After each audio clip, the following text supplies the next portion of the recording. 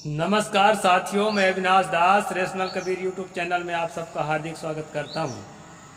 साथियों, चैनल को सब्सक्राइब करें, लाइक करें, शेयर करें और जन जन तक पहुंचाएं, क्योंकि कंपनी छोटे चैनल को नोटिफिकेशन नहीं फैलाती है। दोस्तों, आप लोग कृपया ज़रूर करें ताकि जन जन तक मेरी सेवा पहुंच सके।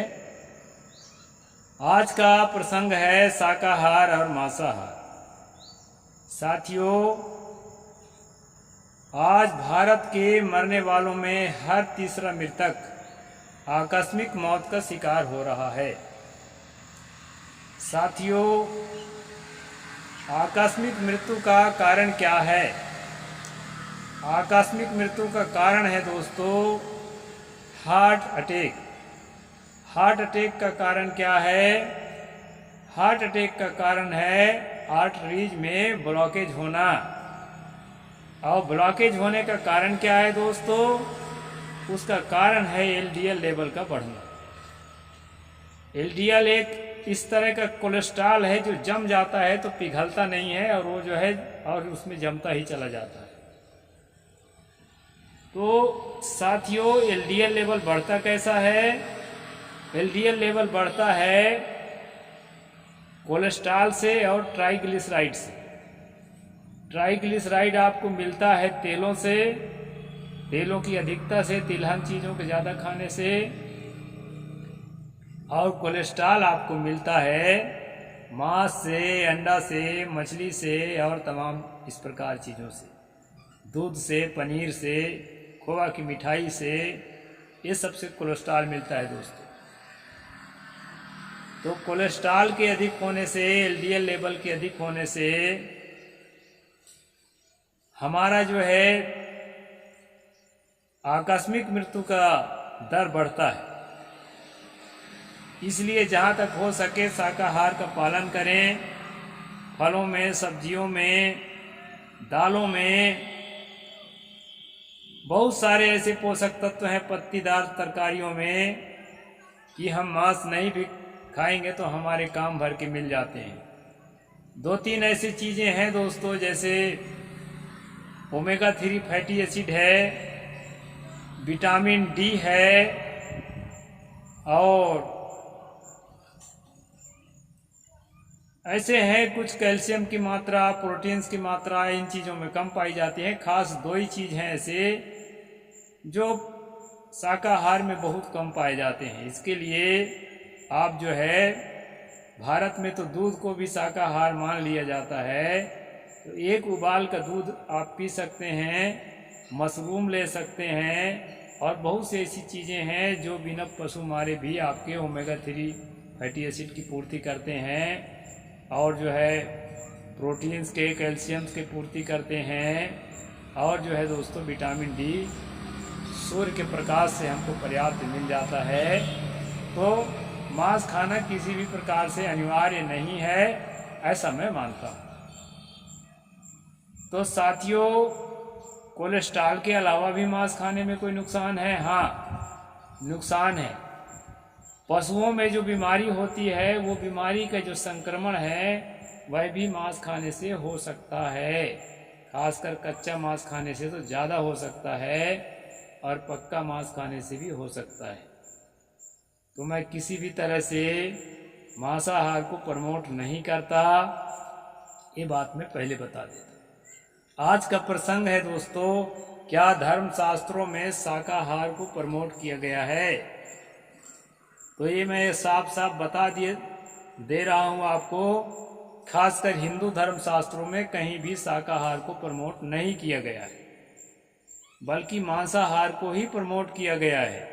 एक बार साथियों, मैंने फेसबुक में श्री राम जी को, श्री सीता जी को मांस खाते हुए, मदिरा पीते हुए जहां चित्रित किया गया है वाल्मीकि रामायण में, उसको स्क्रीनशॉट सहित अपने पोस्ट के साथ पोस्ट किया था, सेंड किया था। तो बहुत लोगों ने गालियां लिखी थी, और वो गालियां लिखना गलत है। आमिषम यच्च पूर्वे शाम, वाल्मीकि ने लिखा है, पहले केवल लोग मांस ही खाते थे, जब से अन्न खाने लगे तब से पाप बढ़ने लगा। ये उत्तरकांड में वाल्मीकि ने लिखा है दोस्तों, और उसको मैंने पूरा एविडेंस के साथ जो है वीडियो बनाया था। आज मैं जो वीडियो बना रहा हूँ दोस्तों, इसमें मनु के उदाहरण दूंगा, और ये मनुस्मृति मेरे हाथ में है। मैं किसी भी प्रकार से अपना बनाया श्लोक नहीं दे रहा हूँ, न मैं इतना संस्कृत का प्रकांड विद्वान हूँ कि श्लोक बना सकूँ। तो साथियों, अभी कांवड़ियों को ये निर्देश दिया है, खासकर उत्तर प्रदेश सरकार ने, कि नेम प्लेट देख करके ही फल खाएं, और जो है भजिया समोसा खाएं, और कचौड़ी पकौड़ी खाएं। नेम प्लेट देख लें। धर्म के शुचिता को ध्यान में रखते हुए सरकार ने गाइडलाइन जारी किया है कि हर दुकानदार, खाने पीने की चीज बेचने वाला, अपने दुकान में अपना नाम, जात, गोत्र लिखे। तो ये उत्तर प्रदेश की बात है दोस्तों। छत्तीसगढ़ में अभी ऐसा नहीं हुआ है, हो भी सकता है कि यहाँ भी वैसे टाइप के लोग बैठे हैं सत्ता में। तो मैं खास इस वीडियो के माध्यम से आपको ये बताना चाहता हूँ दोस्तों, कि हिंदू धर्मशास्त्र को फॉलो करने वाला आदमी ये जो दावा करता है कि हमारे भगवान शाकाहार का पालन करते थे, हमारे ऋषि मुनि शाकाहार के पालन करते थे, उनको अपने धर्मशास्त्रों को एक बार जरूर पढ़ना चाहिए। सुन सुनकर के बात पूरी नहीं होती है। यहाँ तक देखा गया है कि अगस्त्य ऋषि ने वातापी नाम के राक्षस को, मनुष्य को खा गया था, और विश्वामित्र को देखा गया है कि कुत्ते के टांग को खा गया था महाभारत। यदि किसी को प्रमाण चाहिए तो मैं प्रमाण दे सकता हूँ, ये सारी किताबें हैं मेरे पास, लेकिन अभी ये मेरा प्रसंग नहीं है। अभी मेरा प्रसंग है मनुस्मृति। इसमें कहा है कि 5वां अध्याय के 56 नंबर का श्लोक आप पढ़िए दोस्तों। ये 5वां अध्याय के श्लोक नंबर 56, ये मैं आपको खोल के दिखा रहा हूं। है ना मांस भक्षणे दोषो न मद्ये न च मैथुने। मनु कहते हैं कि मांस भक्षण करने में किसी प्रकार का दोष नहीं है, मदिरा पीने में किसी प्रकार का दोष नहीं है, और व्यभिचार करने में भी किसी प्रकार का दोष नहीं है। ना मांस भक्षणे न मद्ये, ना मांस भक्षणे दोषो न मद्ये न च मैथुने। प्रवृत्ति रेशा भूतानाम निवृत्तिषु महाफला। ये श्लोक नंबर 56 है 5वां अध्याय का। इसमें कहा है कि मनुष्यों के यानी प्राणियों की ये स्वाभाविक प्रवृत्ति है, मांस खाने की प्रवृत्ति, संभोग करने की प्रवृत्ति, और जो है मदिरा पीने की प्रवृत्ति, ये स्वाभाविक है प्राणियों में। इसलिए इसमें किसी प्रकार का पाप नहीं है। ये मनु कह रहे हैं, जो हिंदू धर्म का सबसे पहला आदमी, उसके बाद ही मनुष्यों का जन्म हुआ है ऐसा माना जाता है। ब्रह्मा ने मनु को पहले बनाया, फिर मनु ने और लोगों को बनाया।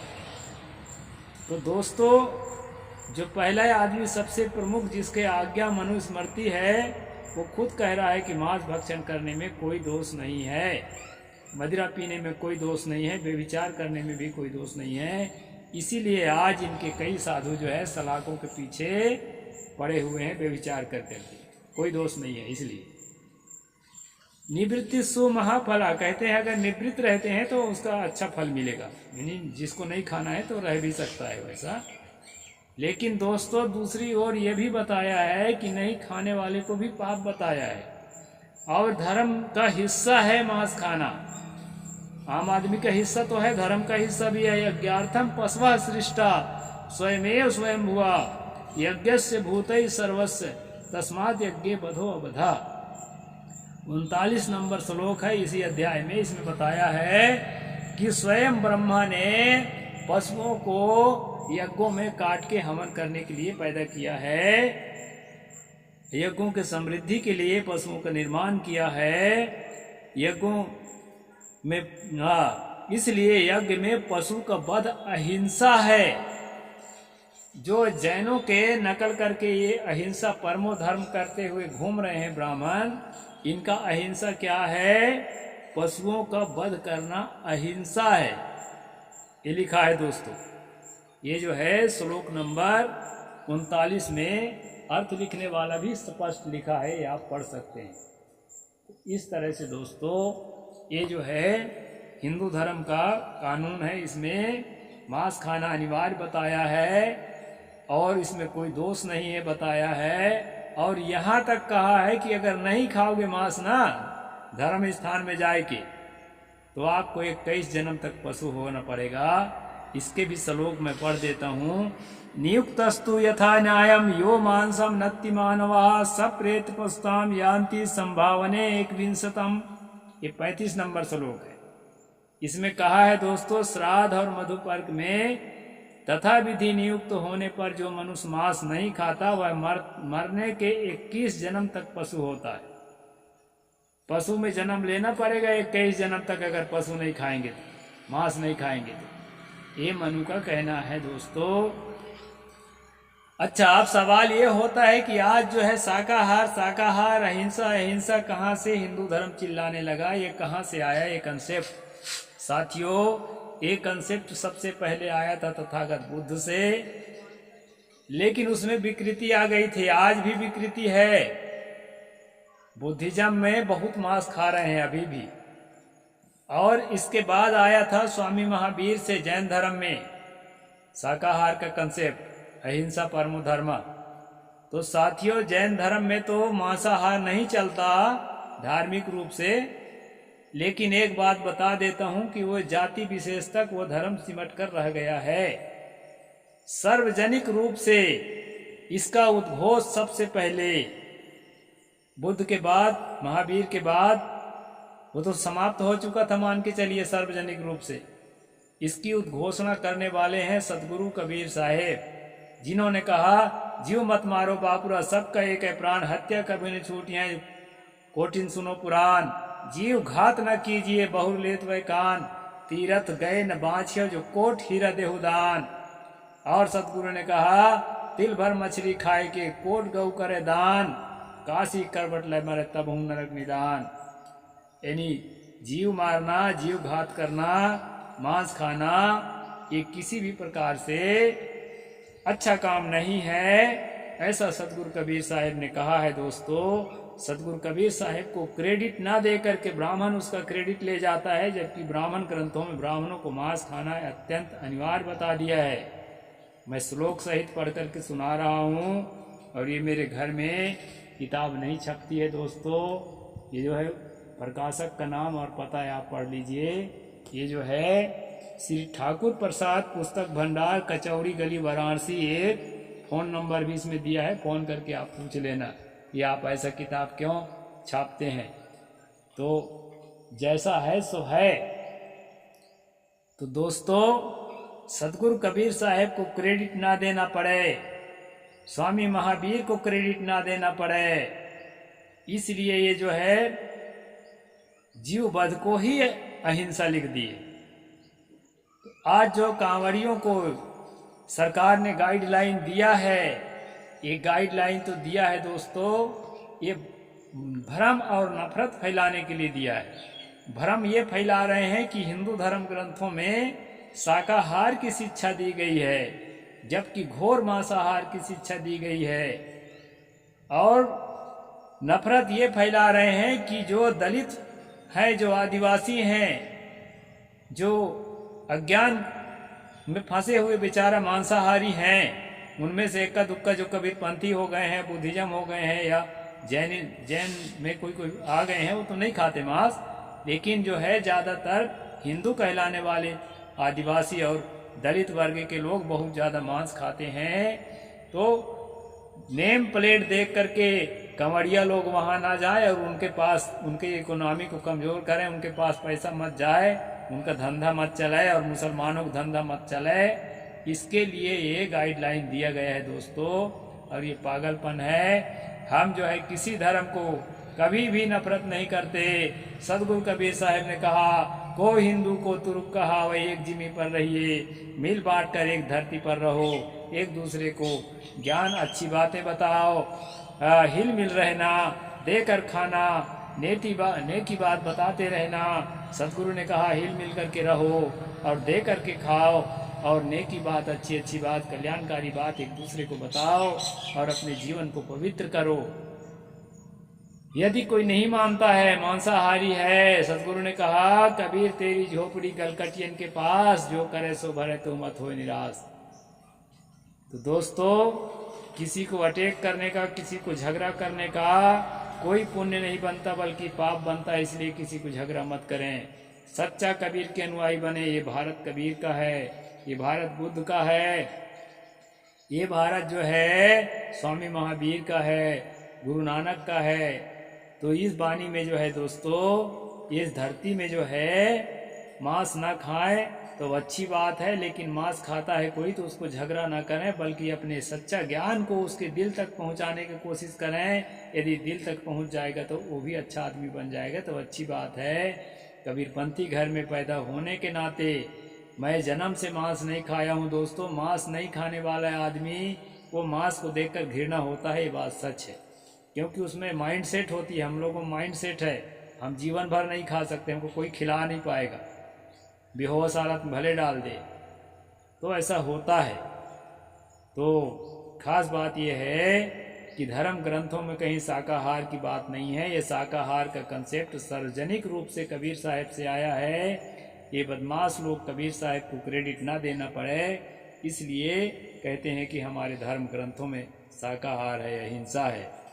अहिंसा कबीर साहब की देन है, शाकाहार कबीर साहब की देन है। इसको सार्वभौमिक रूप से, सार्वजनिक रूप से स्वीकार करना चाहिए और सदगुरु कबीर साहब को क्रेडिट देना चाहिए पूरे भारतवासियों को कि इतने महान कंसेप्ट को उन्होंने प्रचलित किया और जो है काफ़ी हदों तक उसमें सफलता भी मिली।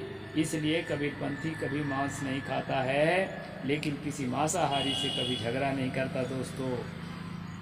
हैं, झगड़ा ना करना कबीरपंथियों की एक बहुत बड़ी पहचान है। कोई किसी से झगड़ा ना करें, दूसरा जो नहीं कबीरपंथी है वो भी झगड़ा ना करे, प्यार से रहना सीखें, यही कबीर साहब का कहना है। और रही बात खान पान की, तो खान पान में बदलाव होता है, अंदर ज्ञान पैदा होगा, धीरे धीरे बदलाव आएगा और धीरे धीरे पूरे भारत को शुद्ध शाकाहारी और पवित्र और अहिंसक बनाने का प्रयास हम लोग करेंगे। साहिब बंदगी। जय भीम, जय जोहार, नमो बुद्धाय, जय भारत।